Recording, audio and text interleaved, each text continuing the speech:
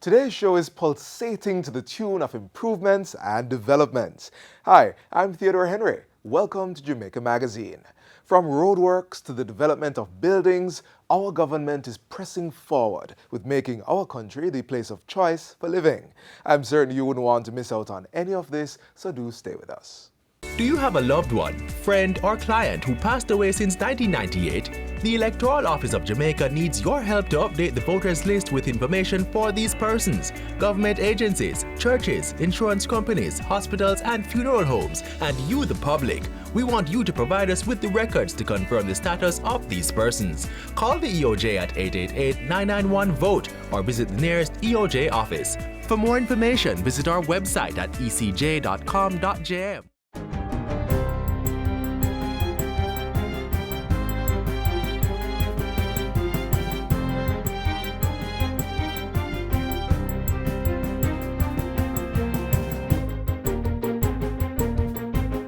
Good day, I'm Stephen McHugh, and this is your JIS News for Wednesday, February 27. Outgoing Chairman of CARICOM, Prime Minister Andrew Holness, has called on regional heads of government to act decisively and take action to build on the successes of the community over the years. As a region, we must remain true to our core principles, and we must also act decisively and strategically to seize opportunities that the changing world circumstances present in the interest of the development of our countries and our people. The Prime Minister urged his colleagues in CARICOM to provide greater opportunities for intra-regional investment, cross-border fertilization, and private sector interest and collaboration. He also emphasized that the real strength of the region came from all its member states working together in one accord. It falls to us now to ensure that our collective visions are always balanced by monitoring our actual achievements and evaluating our capacity to implement. Mr. Holness was addressing the 30th intersessional meeting of CARICOM heads of government in St. Kitts as the outgoing chairman of the group. The chairmanship will now be passed on to Prime Minister of St. Kitts and Nevis, Timothy Harris, who will serve for 6 months. Before heading to the CARICOM meeting, Prime Minister Andrew Holness assured St. James residents that his administration remained committed to enforcing the rule of law and public order. He also warned criminals that the termination of the state of public emergency would not provide them with any coverage to carry out their illicit deeds. Take no such comfort. We in this city, a year ago, literally faced the collapse of public order and the rule of law in Montego Bay. The government had to act, and we acted decisively so that we could preserve the individual freedoms of the citizens of Montego Bay. The Prime Minister says Montego Bay, with its enterprise, industry, and creativity, has the possibility of becoming the pearl of the Caribbean. But he said this was dependent on the reduction of crime and citizens starting to respect the rule of law and public order.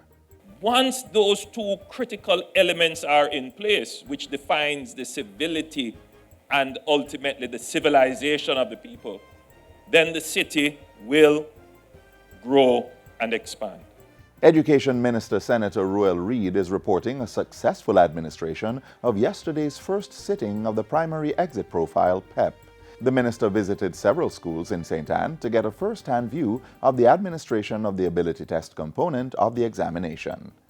The exam, which was administered in 1,104 centers across the island, measures students' ability to reason with words and quantities. Over 40,000 students were registered to sit the examination, which consisted of 40 single select multiple-choice items. The 2019 PEP exams continued with Language Arts Performance Task.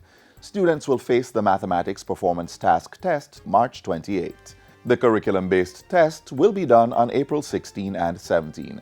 PEP replaces the Grade 6 Achievement Test, GSAT, as the National Secondary School Entrance Examination. It is intended to provide a better and more complete profile of students' academic and critical thinking capabilities at the end of primary level education. Health Minister Dr. Christopher Tufton is imploring citizens to practice proper solid waste disposal in order to combat and eliminate the threat of vector-borne diseases. He was addressing the recent opening of a seminar looking at the impact of dengue fever, organized by Manpower and Maintenance Services. I asked the vector management team, who said they inspected 500,000 containers, and nearly 80% of what they inspected were abandoned solid waste items that, frankly speaking, were inadequately disposed of and left in and around the house by all of us. Even as he called on individuals to take personal responsibility for their environments, Dr. Tufton said the ministry was also looking to apply more stringent legal penalties where applicable. Now, there is a law that speaks about nuisance, and we have cited a number of institutions, but I've said to my guys, let's look at the law to see how we can, if we can strengthen those laws, because I think we're going to have to employ all means necessary, because the cost is just too high. Job seekers across the island could soon find it more convenient to market their skills to prospective employers. This as the Ministry of Labour and Social Security plans to provide greater access to its Labour Market Information System, LMIS. Minister Shahini Robinson says her ministry will expand its partnership with chambers of commerce across the island, where computers will be provided for persons to log on and lodge their resumes. She says this initiative, which is already operating in some chambers of commerce, is working well and helping persons secure employment. And we intend to do that right through the island, through the different chamber of commerce. They have really forged a good partnership with us as we seek to develop our human capital. And finally, $35.8 million has been allotted to continue upgrades to Jamaica's international postal system. The project is being executed by the Universal Postal Union. It is expected to increase Jamaica Post's ability to control and improve mail processing and handling. As such, computer equipment and furniture will be procured and delivered to post offices island-wide, while training sessions will be held for staff. The International Postal System, IPS, is also expected to be launched during the 2019-2020 fiscal year. And that's it for JIS News Today. I'm Stephen McHugh. Thanks for watching.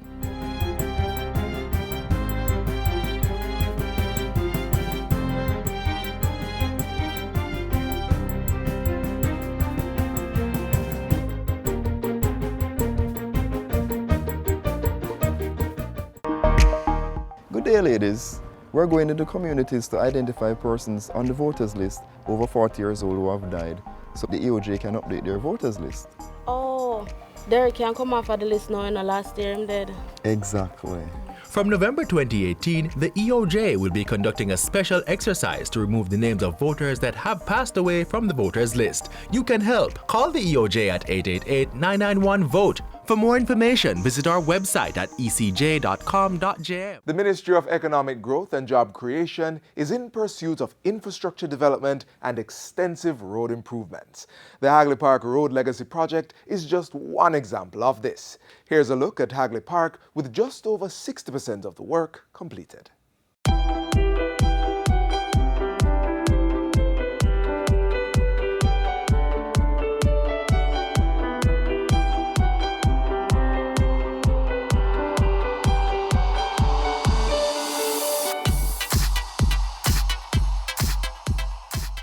The Hagley Park Road Improvement Project, like the four current Mid-P Legacy Roadworks, is a multidimensional and simply mega undertaking. The Ministry of Economic Growth and Job Creation, in pursuit of cost efficiencies in relation to infrastructure development, has sought to align the work programs of the NWC with that of the National Works Agency. This has resulted in more expansive and extensive road improvement projects. The Hagley Park Road Legacy Project, for example, involves 5 separate components that could easily be treated as standalone projects. This include bridge construction works, drainage improvement, potable water supply improvement, sewer works, and road widening and reconstruction. There is in fact a 6th component, as traffic management and intersection improvement are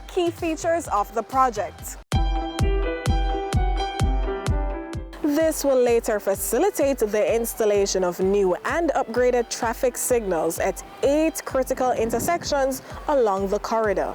In addition, 3 different types of pipelines totaling 7,000 meters, 7,484 meters of stormwater culverts, 5,968 meters of both 200 millimeter and 300 millimeter sewer lines, 84 manholes, a box culvert, 2 overpass bridges spanning 90 and 400 meters respectively, and 425 meters of retaining wall are either being constructed or installed under the Hagley Park Road Improvement Project. Where possible, 2 or more activities under the project are done simultaneously. Others, however, have to await the completion of preparatory or preliminary works. It is not at all possible, for example, to undertake road construction, water supply, and drainage improvement activities in a given area at the same time. Channels have to first be dug for culverts or pipelines, following which the area is covered up or backfilled, creating the surface on which the new roadway will be constructed. Pipeline works create dugout area, stockpiles of material, and dust, and have proven to be quite an intrusive aspect of road construction projects. Provisions to mitigate the impact of trenching are clearly outlined in the contract of works. The NAA requires its contractors to maintain access to properties during such activities, as well as to use appropriate dust control methods such as wetting and covering of excavated material. The NAA regrets the inconvenience the works would have caused. The implementation of the project is, however, necessary for residents and businesses along the Hagley Park Road to benefit from a more efficient and reliable delivery of water supply, as well as a central sewer disposal for the first time. The new drainage system will also mitigate the impact of stormwater runoff on the brand new road surface. And where major infrastructural improvement occurs, an increase in property value certainly follows. To date, the underground infrastructural road under the Hagley Park Road Improvement Project is advancing satisfactorily. 5,000 meters or 71.5% of the water pipeline have so far been laid. 5,000 meters or 80% of the sewer mains have been installed, while 70% of the drainage improvement works is now complete. In fact, pipeline works are fully done along a few sections of the roadway, where base material is now being spread and compacted, kicking off the long-awaited road construction phase of the project. The first bit of roadworks is most evident over a 1-kilometer section of the corridor between Waltham Park Road and Carpenter Road. Concrete median barriers, which are being installed at the same time, stretches as far as Elspeth Avenue. As for the bridge construction works at 3 miles, this is indeed the fastest advancing component of the US $59 million road project. 2 overpass bridges are being constructed at what is the island's busiest intersection. They are expected to greatly improve traffic flow with uninterrupted vehicular movement at all sides of the interchange. Overhead, the final bit of works continues on completing the decks of both overpasses. Overall work on the bridges is now 90% complete. The mega Hagley Park Road Improvement Major Road and Legacy Project is contractually due to be completed in June 2019. The NAA is now over halfway towards this target, as 60% of the works have been implemented thus far. When completed, over 35,000 motorists will return to a totally reconstructed 4-lane separated dual carriageway. The brand new 3.5-kilometer roadway, which will run from Chesterfield Drive Extension to Maxfield Avenue, will be signalized at the most intuitive points to aid effective traffic management, including, for the first time, at the Keaton Avenue, Amara Road, Hagley Park Preparatory, and Margarita Villa Road intersections. A warning, however, to eager motorists: the new roadway shouldn't be taken as an invitation to speed, as the corridor will be out fitted with LPR or license plate recognition cameras that will be able to capture your infractions instantly. With 4 months remaining under the Hagley Park Road Improvement Project contract, we certainly are looking forward to summer.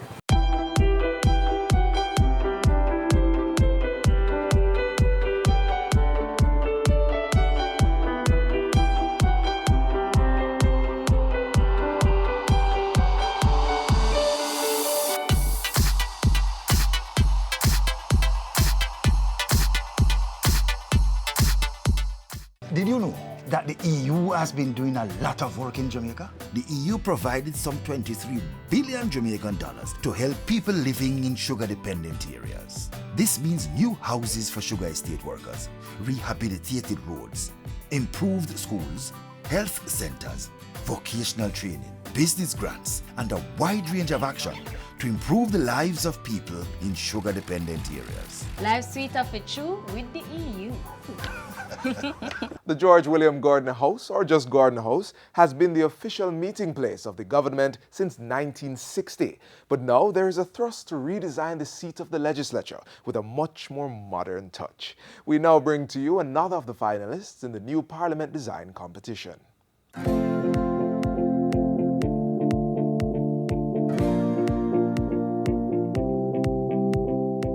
This is a big project for all of us, the entire Jamaica. So we are absolutely thrilled about it. The National Veranda is one of the top 5 designs in the Houses of Parliament design competition. It's contending for the coveted position of being the architectural focal point in the National Heroes Park that will become the country's new legislative building. We know we have the best design, and we are positive about the jury's confidence and wisdom, and that the judgment will be favorable to us. Let's learn more about the National Veranda.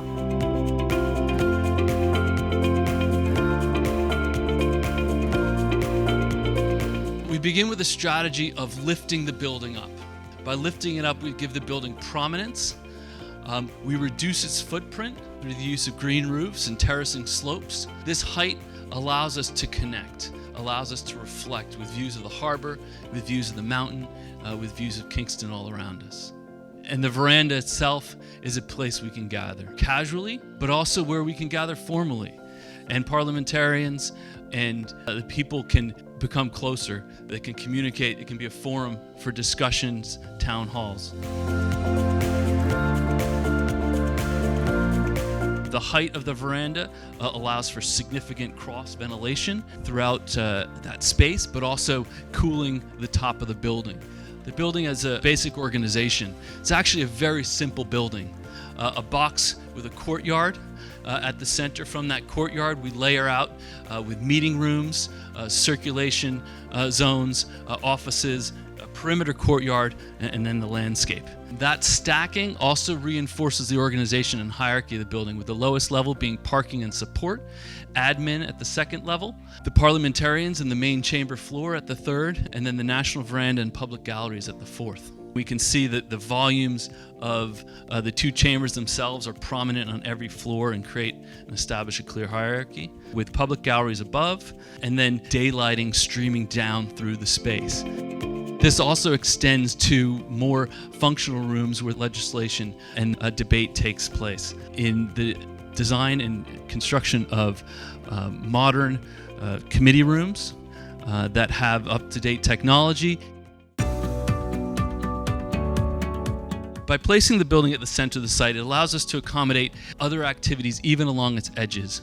On the east side, we have a visitor entrance and People's Monument, a monolithic wall inscribed with the words and the names of people who have built our culture, people who have built our buildings, people who have participated in our government. On the west side, we have the slope of sheltering the building, a grove walk providing accessible and emergency access up to the veranda level. At the north end of the site, we have a recreational complex. On the south side, we have the National Lawn, a terraced amphitheater that ascends to the Parliament, a reinvigorated and rehabilitated Heroes Park National Shrine, including stormwater management plan that can create amenity in the creation of ponds and streams, pavilions, and then a reconstructed drop-off for both buses and tourists. The veranda is a threshold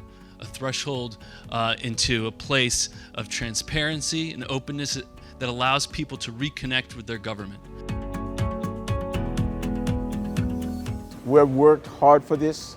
We know we have a strong design, and and Jamaica needs this. Jamaica needs us. So hopefully the jury will join in our faith, and award the splendid national veranda design to the people of Jamaica.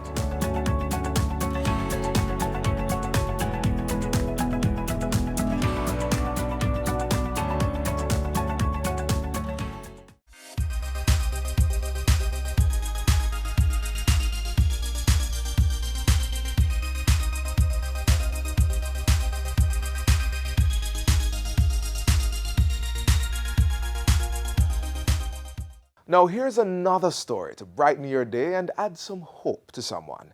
It's a story of a young man who was once incarcerated but is getting a second chance to live his best life through the government's HOPE program. I was yearning for success so much that it brought me to the wrong route.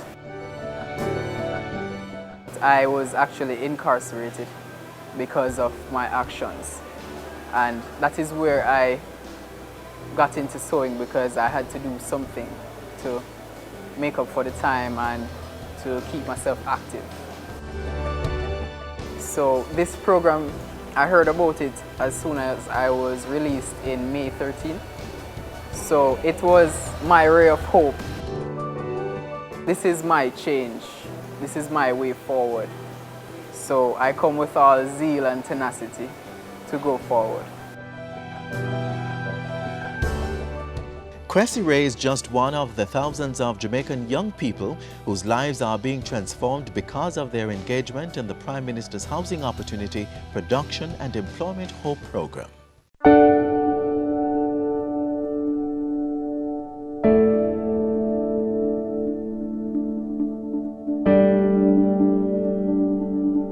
The HOPE program is about engaging with the youth of Jamaica in a meaningful way. To give them, so it is mainly a training and apprenticeship program, if I can summarize that in a nutshell. It involves engaging young persons through, firstly, values and attitudes, or what I call core skills training. Then it gets into a skills training, a very basic skills training, and then get them to serve as an apprentice for up to 1 year, honing the skills that they would have learned.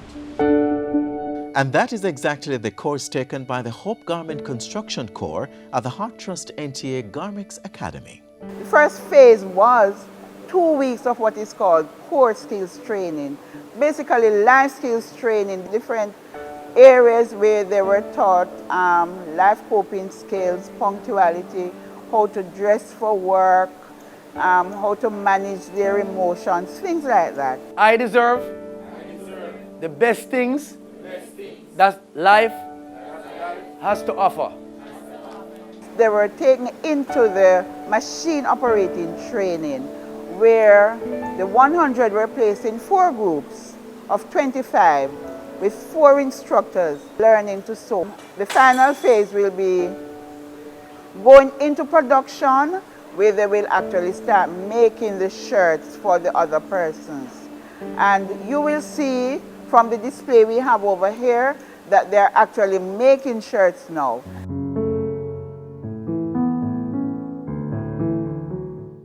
Yes, you heard right. These students are actually making shirts for the over 15,000 participants of the HOPE program. When we started the program, the intent was to have everybody be in receipt of a shirt, Oxford type shirt, that would be to help to promote the good working ethics, including their own dress and deportment. To purchase shirts outright and to have them branded, the cost was really far too prohibitive in order to kit out the vast numbers that we're hoping to reach on the program.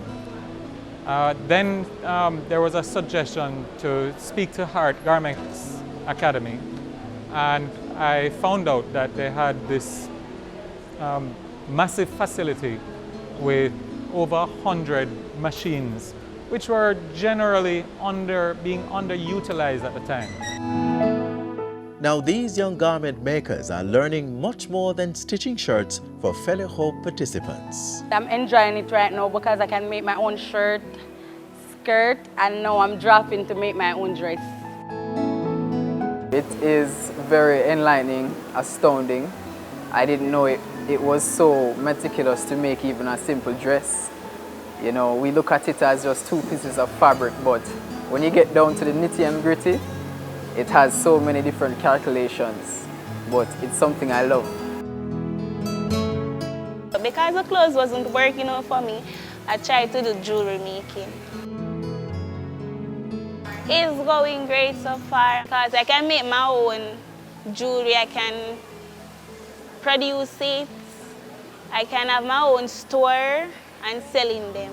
The length is from the waist to the ground. And none of this would be possible without the team of hard-working instructors on hand. At first, I didn't know anything about sewing. Then, basically, getting the steps from our instructors, and they're teaching us step by step, so you get everything and understand. And at this stage where I'm at, I'm proud of myself, because if I didn't came here, I wouldn't know to do nothing at all. The teachers, trust me, they work hard. It's not easy dealing with us as young adults, so they work hard.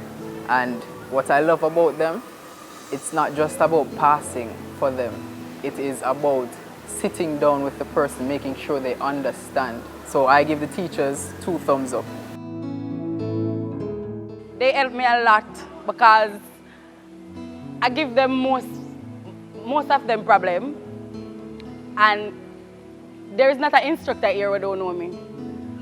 Because I walk around and I ask questions, how to do my shirt, and they all helped me.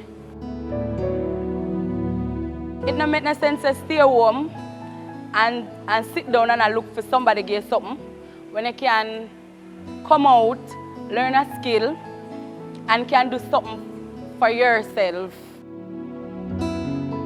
It doesn't matter what background you're from or where you're from.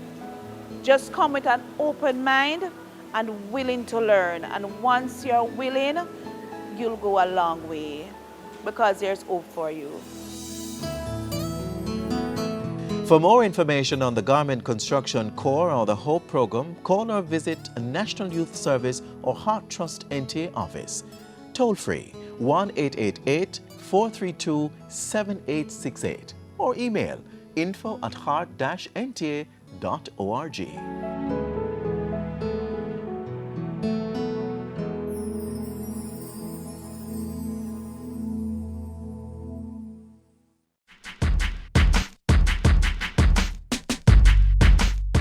So we saw some roadwork developments taking place in our island home, but here's something more to add. Did you know that on this day in 1967, the Molynes Road Bridge came into official use? This was made possible through the then Public Works Department of the Ministry of Communications and Works. On a not-so-bright note, on February 27 in Jamaica, the famous 92-year-old Myrtle Bank Hotel on Harbour Street in Kingston became wrapped in the heat of a fire. The hotel was set to be the venue for a gala ball a few days later to aid the British Empire and Commonwealth Games. If you know any more interesting facts about today in our country, share it with someone or with the JIS team. And always stay in the know. Read a book or do some research and help to make our country the place of choice to live, work, raise families, and do business.